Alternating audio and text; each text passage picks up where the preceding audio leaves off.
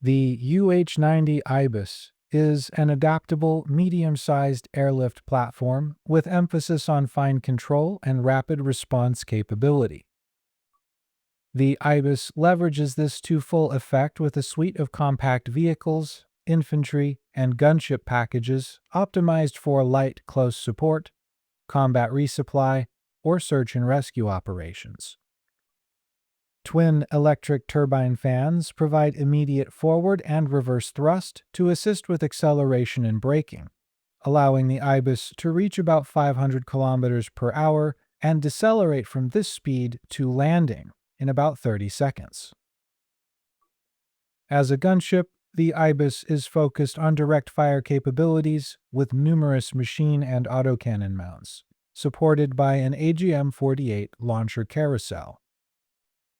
These tools are suitable for low-intensity combat against light and medium armored targets, but are not effective against tanks or fortifications. The Ibis was made to get into and out of dangerous situations quickly, not to stand and fight off convoys or engage in tight hairpin maneuvers against fighters. Deployment in frontline combat is possible in a pinch, but these uses should be in service of a logistical objective and not as a main mission. In flight, the Ibis is smooth and deliberate, more agile than the Tarantula by far, but not as snappy as the Chicane can be. Coaxial rotors provide high resistance to vortex ring state, making the Ibis safer when conducting braking turns or vertical descents. Rear propulsion allows it to accelerate and brake without needing to pitch the nose, providing extra stability and fine control when compared to a conventional helicopter.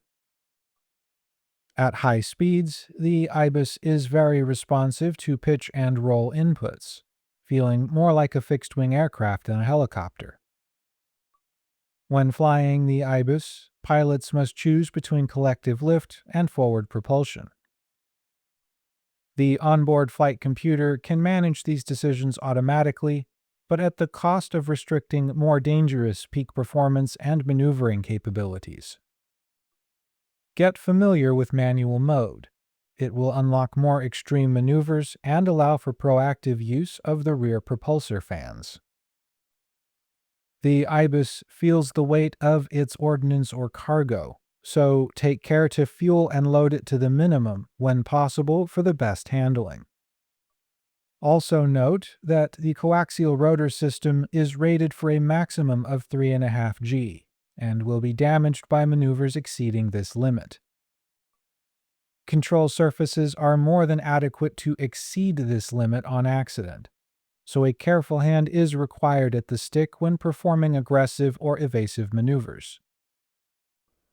The Ibis lacks substantial armor, but has systems redundancies that allow it to absorb some light arms fire, but can't shrug this incoming damage off like the Chicane or Tarantula, making each hit proportionally more dangerous. Defensive countermeasures against thermal guidance are excellent, but the Ibis requires an external ECM pod to resist attack from radar systems. Lack of stealth capability makes breaking a radar lock challenging for an Ibis crew, even when flying low. The Ibis can threaten other similarly armed and armored aircraft, making it dangerous to the Cricket and Chicane if they get too close. The Ibis is capable of limited dogfighting maneuvers against other rotor and propeller craft to reasonable effect, but its airframe cannot sustain the high G turns that fixed-wing systems can withstand. Despite the Ibis flight control system providing the capability to perform them. Pilots looking to fly this aircraft must make peace with their limits and not attempt to challenge them. Pull too hard, and the rotors will shear off, crippling flight control and dooming the Ibis to an eventual crash landing. When attacking ground forces, use missiles to clear out medium armor, SAM systems, and air defense. Gunners can mop up light armor and soft buildings, but any incoming fire is dangerous, so work to clear as much trouble from a distance as possible. Door gunners can engage targets on the ground, but should be regarded as a main defensive and supporting fire option. Do not make yourself the center of attention. It's a losing proposition. The Ibis can carry infantry and capture facilities, but cannot handle an all-out assault against well-protected installations. Local air defense and most ground forces should be handled by more capable platforms before attempting to land troops. Avoid encounters with jet fighters at all costs, and steer clear of high-intensity combat when possible. The Ibis has no armor and cannot absorb heavy ordnance of any kind. Pilots looking to counter the Ibis need to watch their radar carefully and position themselves in anticipation of hostiles needing to resupply. Because the Ibis lacks any stealth capability, it often shows up on radar despite the best efforts of skilled crews, allowing a window for attack. A good Ibis pilot stays in range of Allied support and will move with it to ensure help is close at hand. Do not get baited into a trap trying to chase one down. Fast jets using radar missiles are the most effective counter to an Ibis. These weapons force it into a notching position and prevent the delivery of resources to allies. As a small helicopter, thermal guidance is not effective outside the missile NEZ rating, so don't bother with cheaper thermal missiles until close ranges are available. Never attack an Ibis from below the rotor line.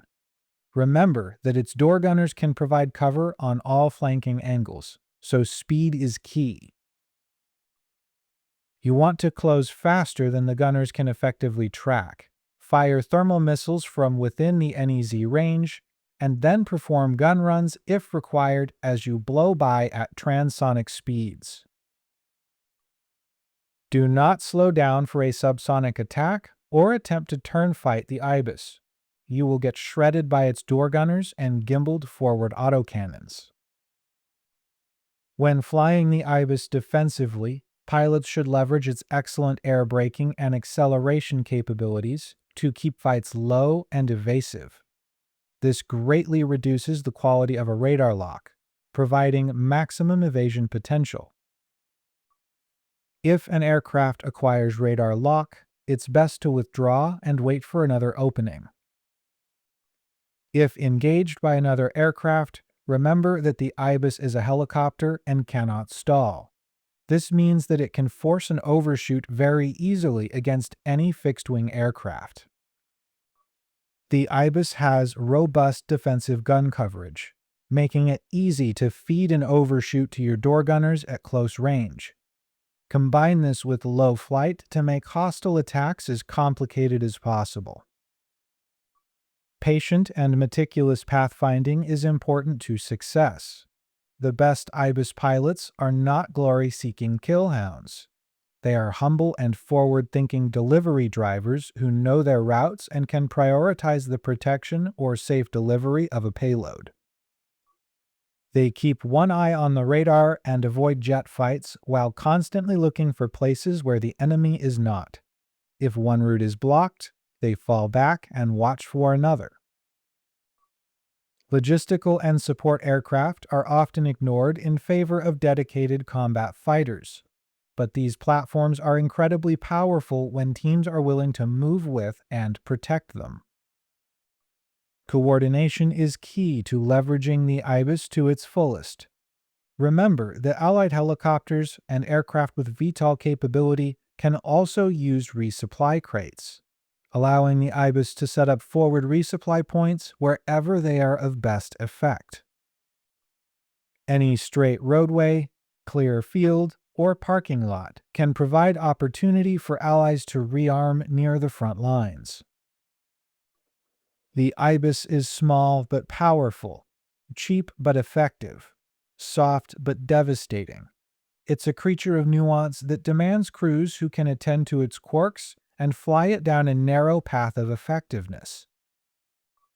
It's a perfect stumbling block for the inattentive, an ideal knife for the skilled, and a wonderful boon to the stranded. It adapts quickly to need, applies itself well to demands, and rewards careful crews with reliable and consistent performance. It's the kind of machine that can well outlast the battlefield and find as much use in peacetime as it does in war.